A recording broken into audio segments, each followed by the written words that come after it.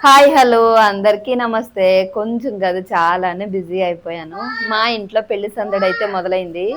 కనీసం వాయిస్ ఇచ్చే ఖాళీ కూడా అస్సలు లేదు. నేను చాలా పెద్ద మనిషిని కూడా అయిపోయాను. ఇంకా పసుపు కొట్టడం వాటిలో కూడా నన్ను పెట్టేస్తున్నారు. పెళ్ళైంది కాబట్టి నాకు కూడా. ఇంకా మా బాబాయ్ వాళ్ళ పెళ్ళిది, మా చెల్లిది పెళ్ళి. ఇంకా కొంచెం హడావిడైతే అయిపోయింది అక్కను కాబట్టి.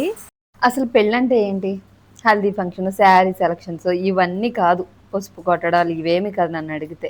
పెళ్ళైన తర్వాత వాళ్ళిద్దరు కలిసి ఉండే బాండింగే అసలైంది అర్థమే పెళ్ళి.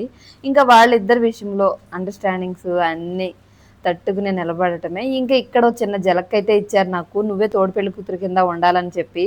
ఇంకా బొందేసేసి నన్ను కూడా కూర్చోబెట్టేశారు. పెళ్లి రోజు ఇంకా విడిదింటికైతే వెళ్ళిపోతున్నాము. నేను ముందు రెడీ అయిపోయాను. తర్వాత టైమే ఉండదని చెప్పి. ఇంకా నెక్స్ట్ మా చెల్లి కూడా బైబిల్ ఒకసారి ప్రిపేర్ అవుతుంది చదవడానికి.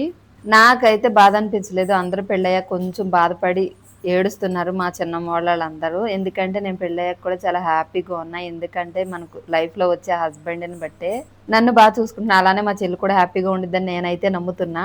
వద్దని చెప్పినా సరే లాగి మరీ స్టేజ్ మీద పడేశారు. ఏం డాన్సో ఏమో వెయ్యక తప్పలేదు. కనీసం అష్టాచమ్మాన ఆడి కింద దిగేయొచ్చని చెప్పి నాకొచ్చిందైతే వాళ్ళందరితో వేపించి కొంచెం సేపు నవ్విచ్చాను.